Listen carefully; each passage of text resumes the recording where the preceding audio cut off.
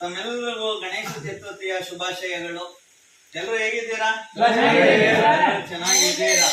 ಪ್ರತಿ ಹಬ್ಬಗಳಿಗೂ ಮೊದಲನೇದಾಗಿ ಪ್ರಸನ್ನವರೇ ಯಾರಾದ್ರೂ ಊಟದ ವ್ಯವಸ್ಥೆ ಮಾಡಿದಾರಾ ಅಂತ ಕೇಳುವಂತ ಪುಣ್ಯಾತ್ಮರು ನಾನು ಪದೇ ಪದೇ ಹೇಳ್ತಾ ಇರ್ತೀನಿ. ರಾಜರಾಜೇಶ್ವರಿ ನಗರ ಪಟ್ಟಣಗೆರೆಯ ಮುಖಂಡರು ಅಂತ ಹೇಳಿ ನಿನ್ನೆ ಕೂಡ ಅವರು ಗೌರಿ ಹಬ್ಬದ ಒಂದು ವಿಶೇಷವಾಗಿ ತಮ್ಮೆಲ್ರಿಗೂ ಒಂದಷ್ಟು ಊಟದ ವ್ಯವಸ್ಥೆನ ಮಾಡಿದ್ರು.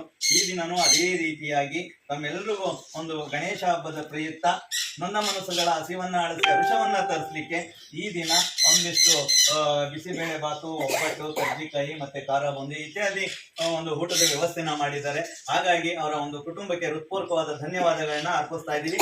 ಅದೇ ರೀತಿ ಎಲ್ಲರೂ ಜೋರಾಗಿ ಗಣೇಶ ಹಬ್ಬದ ಶುಭಾಶಯಗಳನ್ನ ತಾವೆಲ್ಲರೂ ಅವರಿಗೆ ಹೇಳಿ ಆಶೀರ್ವದಿಸಿ. ಯಾಕಪ್ಪ ಅಂತ ಅಂದ್ರೆ ನಾವು ಪದೇ ಪದೇ ಹೇಳ್ತಿದ್ದೀವಿ ಅನ್ನದಾನ ಮಹಾದಾನ ಅಂತ ಹೇಳಿ. ಇವತ್ತು ಇಂಥ ಹಸಿದವರಿಗೆ ಅನ್ನ ನೀಡುವಂತ ಕೆಲಸ ಎಲ್ಲರೂ ಮಾಡ್ಲಿಕ್ಕಾಗಲ್ಲ. ಕೆಲವರಿಗೆ ಮಾತ್ರ ಭಗವಂತ ಆ ಒಂದು ಜ್ಞಾನ ಮತ್ತೆ ಆ ಬುದ್ಧಿ ಆ ಶಕ್ತಿನ ಕೊಟ್ಟಿರುವಂತದ್ದು.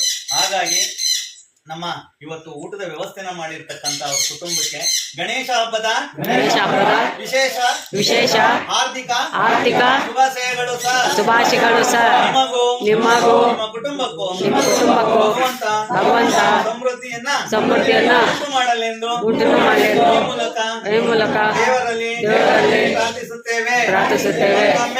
ಮತ್ತೊಮ್ಮೆ ಗಣೇಶ ಹಬ್ಬದ ಶುಭಾಶಯಗಳು ಸರ್.